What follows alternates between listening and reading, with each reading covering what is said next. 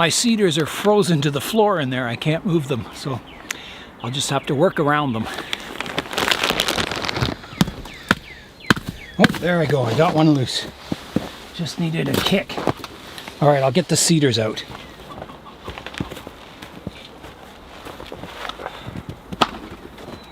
I don't know what that's sitting on. Something. Just ice.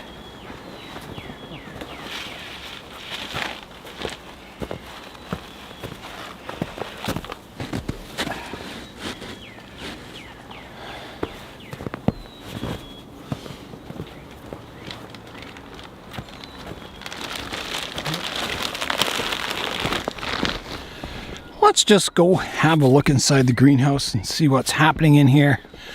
So there's my roof that's split open. Lots of snow on this buckthorn.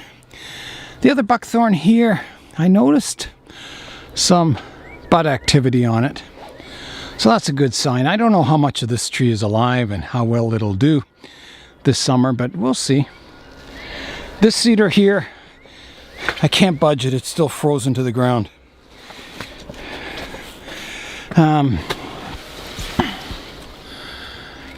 Yeah, everything else looks okay in here. There's my silver maples.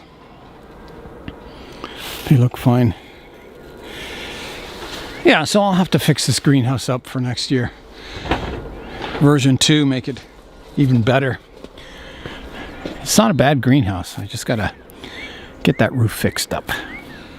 So these cedars, once I get them out of the greenhouse here, I think they can stay out on the benches now. The weather's warm enough now that, you know, the wind and that won't do them any harm. So I'll just leave them out on the benches here for the rest of the, well, winter's almost over, early spring. And then decide what I'm going to do with them, where I'm going to plant them. I'm starting today by mixing up some bonsai soil. I'm all out. So I've got my safety zorb, I've got my reptile bark, and I've got my perlite over here. So I'll mix it half perlite, half safety zorb, and then add about 10 or 20% reptile bark. I was just coming in the greenhouse to get my soil sieves, and I noticed I do have more larches. I've got 2 back here, 2 small ones, and another one here. So if I wanted to add more larches to my northern bog style mixed forest, the forest that has larches and black spruce in it, I've got a couple more I could add. All right, I'm ready to sift up my soil, get all the fine particles out. So I'll get my dust mask on and start the work. So here I go. I'll start with the safety zorb.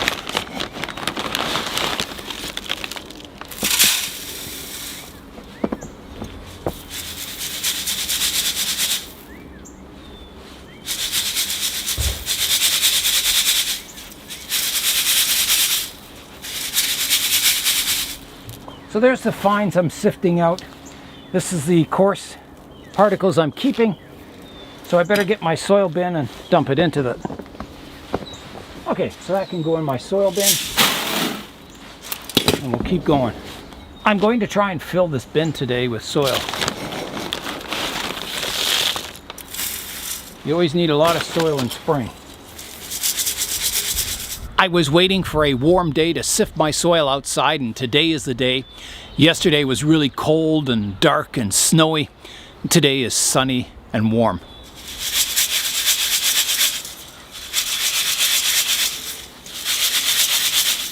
I finished round 1 of sifting up the safety zorb, so there it is. So it's full to about here, so I'm going to fill it up to about here with perlite now, and I'll mix that up, and I'll just keep going until I get the bin full. My wife took away all the fines I sifted out. She uses it for potting up seedlings and mixing with her garden soil. I noticed a lot of my perlite is frozen here, so there's a lot of loose stuff, but the main chunk of it here is frozen, so that should thaw today. It's actually kind of crumbling away now. You can see some frozen chunks in there. You can see all the fine particles coming out the bottom.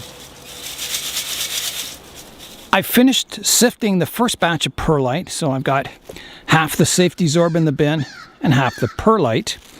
So you can see it in here. So I'm going to mix it up now. I don't want to fill the whole bin and have to mix it. It's a lot harder. It's easier to mix kind of a small quantity and then start filling it up again.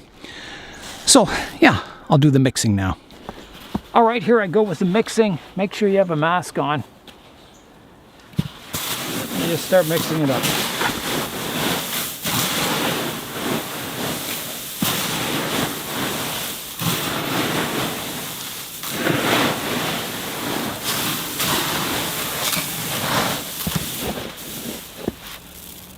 That's looking pretty good there.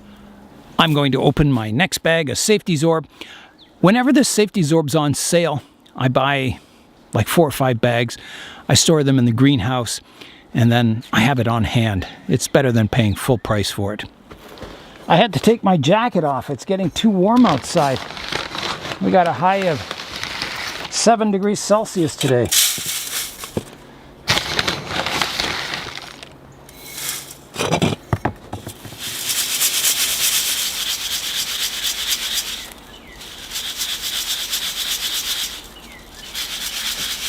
I filled it up to my mark with safety zorb, so now I've got to go up to about here with more perlite. And I forgot to add my reptile bark in last time I mixed it up, so I'll have to do that all at the end. Try and mix it all throughout the mix. That might be kind of hard, but...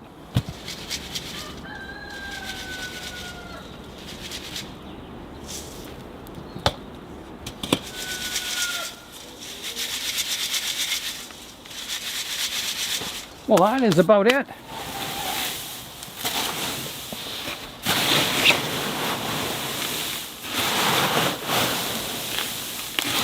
Even though there's snow on the ground, my vent in the greenhouse is open. It's getting too warm in there. So the one on the sunny side here is opened up. Let's go inside and see what temperature the greenhouse is. I have the heat totally off. So it is, oh, no wonder.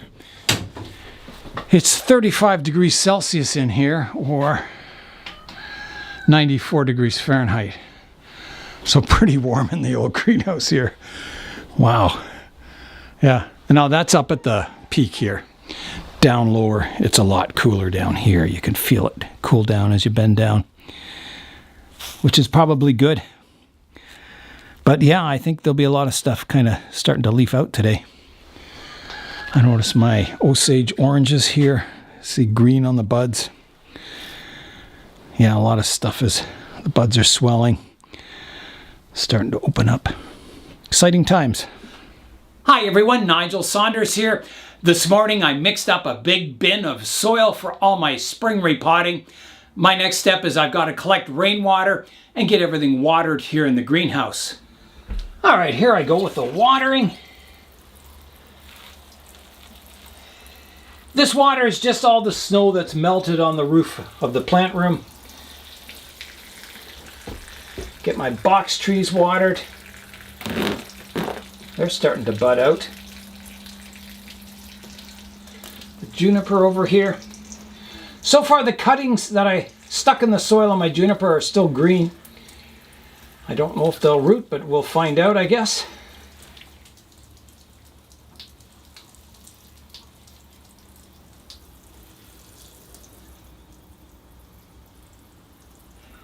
It's nice to be finally able to collect some rainwater. It's been so cold and freezing for the last couple of weeks. Today I'm going to repot my Trident Maple that I got from Ray's nursery. I'm going to repot the Trident Maple into this pot. It's a good size for the tree. It'll allow the roots to spread out nicely. Start developing that radial root system. I'll get the tree out of the pot and we'll have a look at the root system.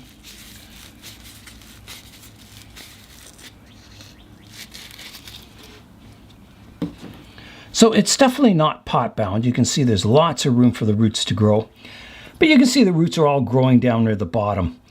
I think they're looking for oxygen near the drainage hole, so I think a more porous soil would be better for the tree. I'll begin combing out the roots. There is some liverwort on the top here, so I'm going to comb that out and get rid of it. I'll just chuck it outside.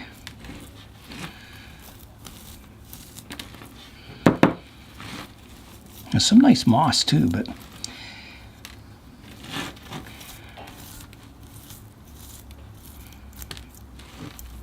okay, so that's got all the liverwort out.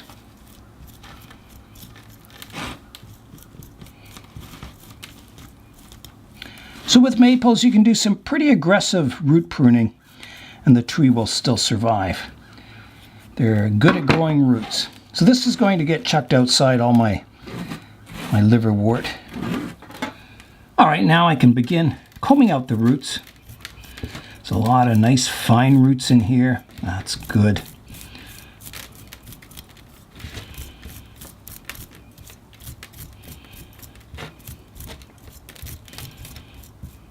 You can see there's some strong roots and some thin ones. So I'm always going to try and be balancing that, trying to balance the root system so they're all kind of fairly even sized roots all the way around the trunk. And like I said, once you've got the root system radial and balanced, then that's the time to grow out the tree. If you grow out the tree at this stage where the roots are all tangled, you will just end up with a thicker tangled root mass.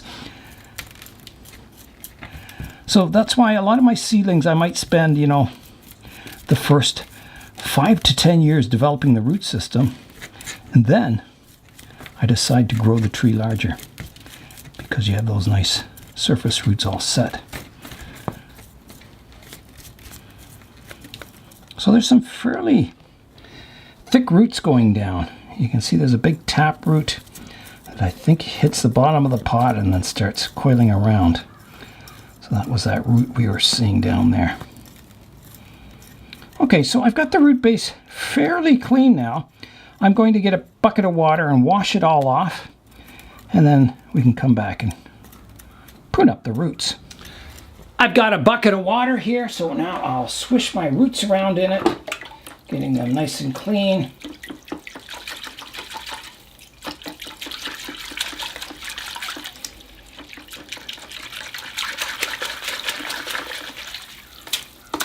That looks good. Really clears it up so you can see what you're doing.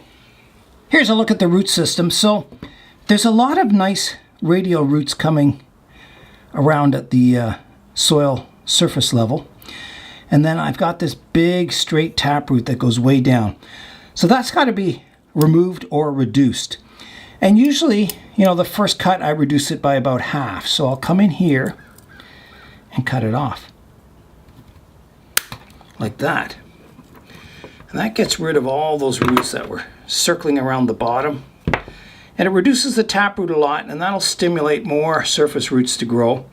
And eventually, I'll come in the next time and cut that taproot probably all the way back and really work on those radial roots.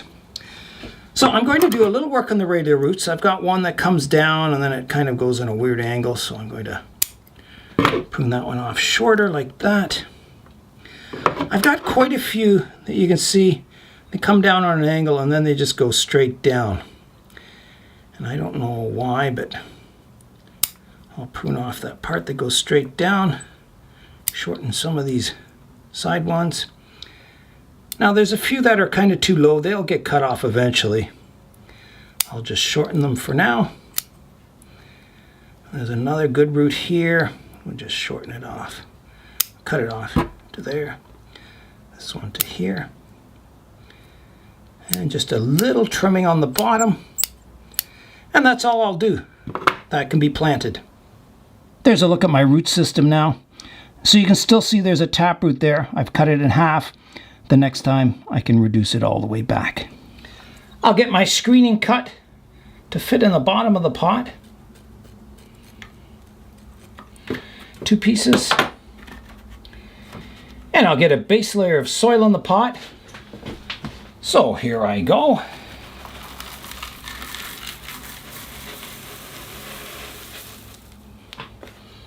Then I'll plant the tree, and I'm going to offset it slightly in the pot. So I'll just get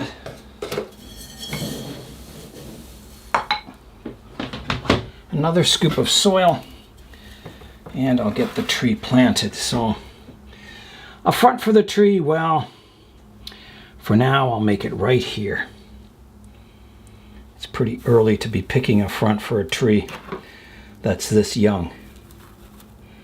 So I'm just going to make sure the roots are kind of arranged the best I can at this stage. It's about as good as I can get it. And I'm going to lower it down on the soil a bit, so I'll just twist it down a bit.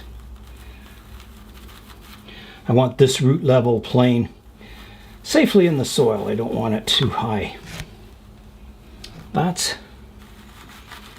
probably quite good there, and a little more central in the pot. Doesn't need to be that far over. And I'll start adding soil.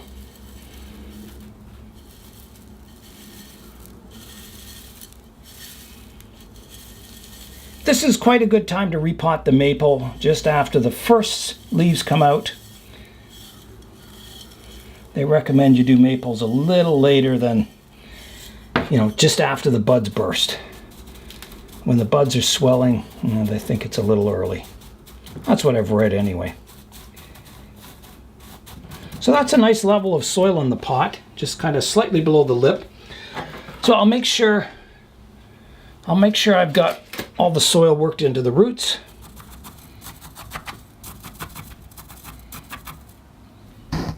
The tree feels quite firm in the pot, so that's good. I think that's good. So now I just have to water the tree. All right, here I go with the water.